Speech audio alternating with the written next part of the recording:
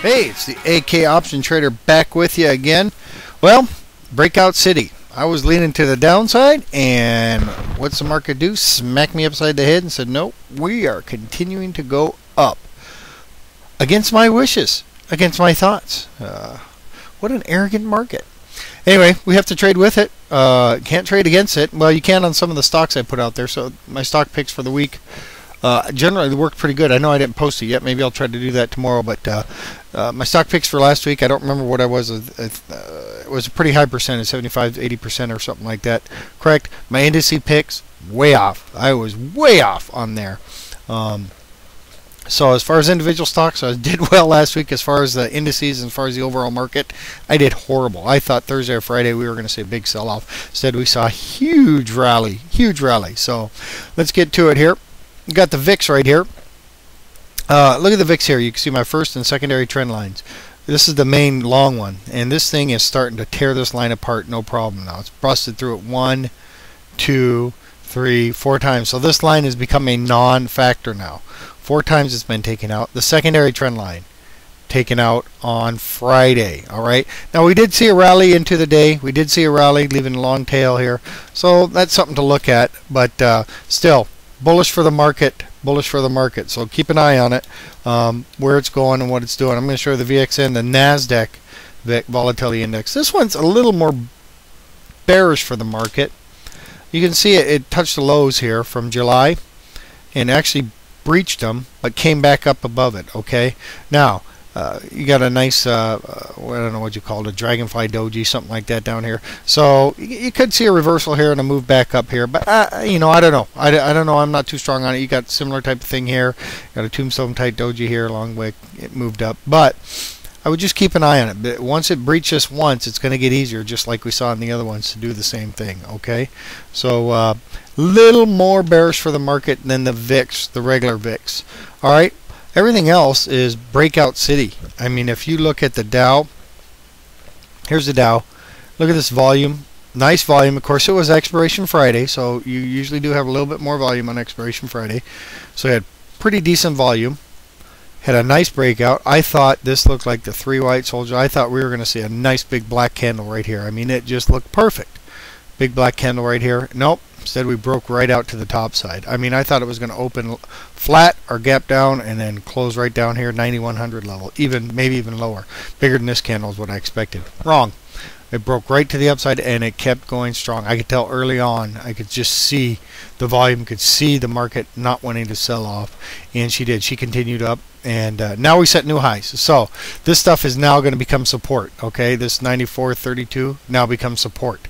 All right, so this is going to be a key line and a pivot line, as we would call it. Is this going to hold? If it hits and holds, it's going to move up quite a bit more. If it hits and breaks, it's going to start breaking down. So that's what we're going to be watching. That's going to be our pivot line right there. Okay. The S&P, same thing, broke above 1,019.43, our previous high. Now it's up above it, so that becomes our pivot line, our line in the sand. Breaks beneath it, okay, maybe we've got to start being bearish. If it holds and moves up, we're looking for another strong move up. I mean, this move here was from 978 up to 1,027. So, I mean, we could have another type of move like that. It could retrace down here and then pop back up again.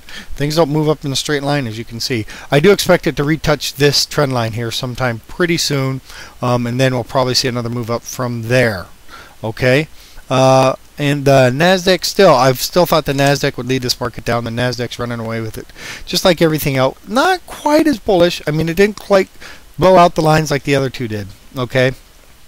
We had the bullish engulfing of a bullish candle, filled the gap. I thought once it filled the gap here, this was curious to me. I thought, oh, we're going to fill this gap. This will be our resistance, turn back down. Just blew right through it, gapped up again. Just strong strength. Okay, so that's what we're dealing with. We're dealing with a market in light, in face of everything that's going on. You got Bernanke coming out, things are great. You got the news coming out, things are great. Don't be fooled, people. Things are not great. The market may rally. Things are not great. I think when the second shoe falls, it is going to be vicious. It's going to be brutal. Watch out for it. I know a lot of people don't believe me, but you can go out and read the news yourself. Read the market ticker. Read other people like that. Read people on the inside who aren't giving you the rosy picture, but telling you the truth, what is going on. This Cash for Clunkers program, I think it's really going to hurt our economy in the long run. That's just my opinion. So, anyway, let's go ahead and look at some charts. I got a ton ton of them up tonight. I don't think I'm going to get to them all. So let's stick with these because they've been working for me. XLK, okay, XLK, I like this. It hit the previous high. All right, it gapped above this megaphone, hit the previous high. So this is probably going to serve as support, but it did find resistance here. So I'm just curious about this to see if it breaks through this. Then I think we're going to see a nice move up here. If this holds and breaks back through this megaphone, we're going to see it drop all the way down here. So this is one that could go either way. That's why I put it up there for you. Something to watch. I got several of them like that. Oh, and the other thing on that is if you look at the volume, it's a declining volume on that. Let me show you that again real quick. All right, so you got your decreasing volume here. See, it's going down. So it's like a divergence. All right, here's another one I show a lot. I had a couple of people tweet me or talk to me about BKA. I don't know if they wanted me to be bullish on it or what, but I'm just telling you what I see. This here, real nice pattern. Broke down, look at the break beneath it. I mean, I had this line drawn, broke right beneath it, came back, retested, sold down, came back, broke through it. Now it's retesting again, the bottom of this. I'm just not feeling like it's going to break it. You know, you had a real nice high volume day there the day before. I think we're going to see it break back down again. So keep an eye on that. If it breaks above it, obviously, then you're going to play it up to the top of that wedge. This one here, GPS did great in earnings, beat earnings. Everybody's real excited about it. But it didn't sustain it. It made a gap, didn't sustain it. Real nice volume peak. Plays like this, usually they sell off when you see something like this. The gap up on after earnings. Woohoo, things are great. Gap up after earnings. Then all of a sudden people come back into reality. They take their little profits they made, the people who made the profits on the gap up, and you go back down. It'll probably go back down to the $18 area and then maybe rally back up again after that. Okay. WNT, I got to show you this just because I like this iron ceiling. I've been talking about this for a while. This thing's got what I call an iron ceiling. I mean, this thing is brutal. It just cannot close above this number. It wants to rally above. It's had decent volume, decent tries, just can't do it. So I think eventually it's going to give up. It may keep going and then try to break through it like the market's been doing. But after a candle like this, look at this bearish engulfing candle. This thing's a monster. So I'm thinking this thing's going to drop probably back down to this area in here, 50-50 area. So something like that. Real quick. That was just a real freebie there. Here's Wet Seal. I'm putting this on for my daughter. She's getting ready to start school tomorrow. She loves Wet Seal. Wet Seal's cheap. The kids like it. It's stylish. It's in fashion. In this economy, people like cheap. Kids like style. Wet Seal. So if this comes back down and retraces this, retests this line, I'd be playing it to the upside. Okay, I'd be looking. I wouldn't buy it right now, but I'd wait till it comes back down a little bit and then maybe try and get in on that. So that's Wet Seal. JRJC.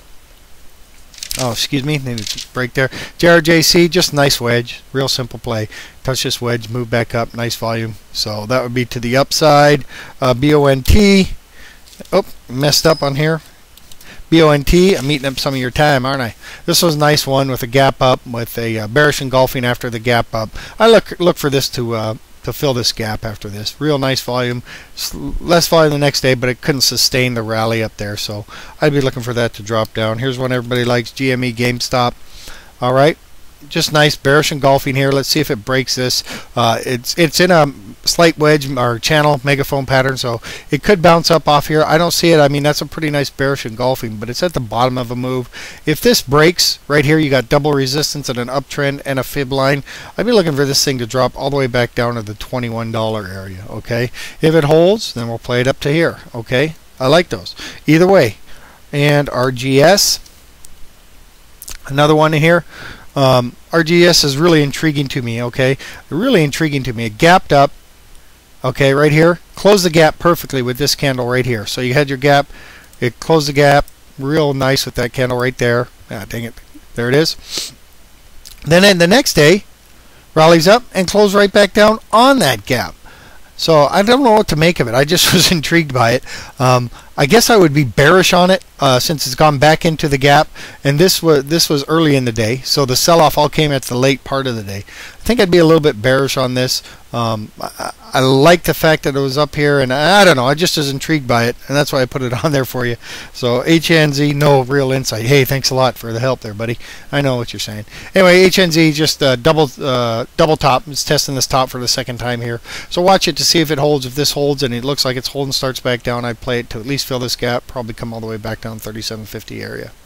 All right, so there it is. Things we broke out last week. We got a lot of support nearby now, so we got to play our moves on the indices probably to the upside until those swings break. Okay, those pivot points break. So on the stocks, we can go either way on several of these plays. So trade well and prosper. This will be the AK Option Trader.